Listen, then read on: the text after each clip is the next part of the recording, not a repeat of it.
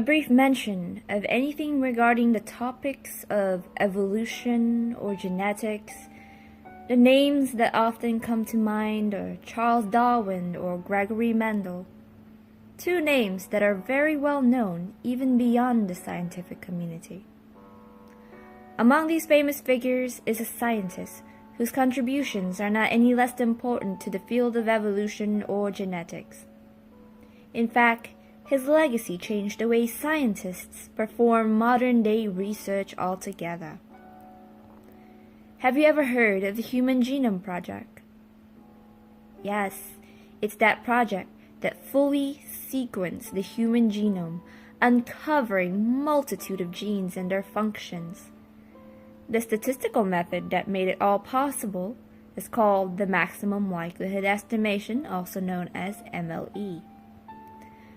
As brilliant as he is, there are many who wondered, how on earth can someone combine both mathematics and biology in such a way that revolutionizes both fields?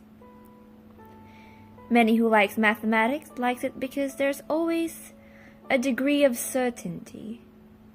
There's an answer with definite proof. On the other hand, people who like biology likes it because of its uncertain nature. You can't always find the answer.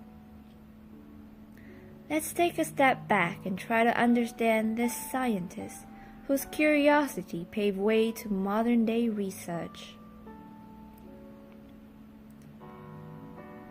On a cold, cloudy Monday of February 1890, Katie Heath, a proud daughter of a lawyer, was in labor in East Finchley, London. Tragically, her first son was stillborn. Devastated by another loss, she prayed desperately for her other son's survival. The chances of the other twin's survival was extremely low, but nonetheless, the youngest son of 7 was born.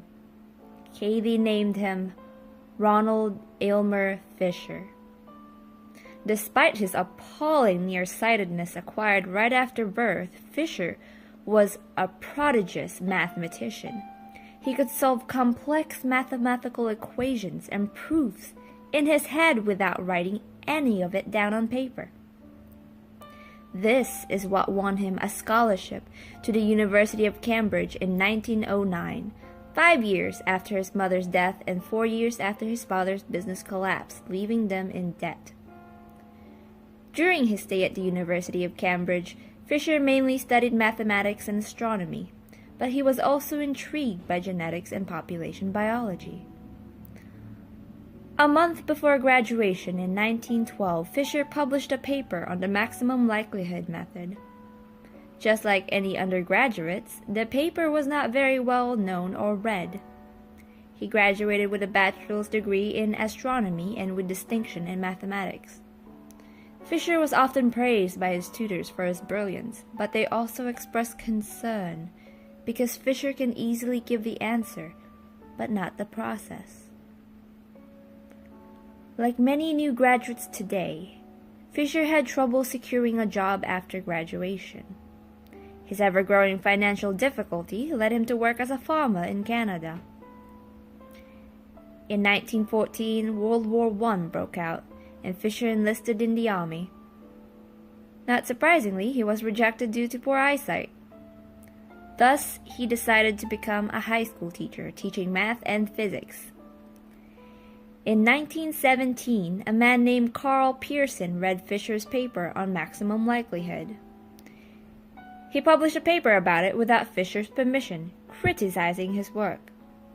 Fisher was furious. At first, he avoided confrontation, but eventually he explained his theories to Pearson and won. In 1919, Fisher had to make yet another tough decision. He was offered 2 positions, one of chief statistician at Galton Laboratory, and the other an agricultural statistician at Rothamsted Agricultural Experiment Station. Both positions would allow him to continue as a statistician, and both were related to biology. What do you think he chose? Accepting the job at Galton Laboratory as chief statistician? accepting the job at Rothamsted Agricultural Experiment Station as an agricultural statistician?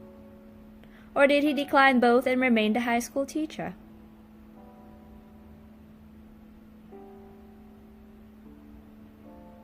Fisher accepted the job at Rothamsted mainly because of his interest in agriculture fostered by his prior experience as a farmer.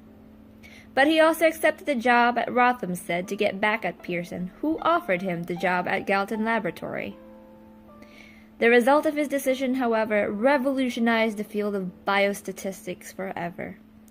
The years he spent at Rothamsted cultivated his mind.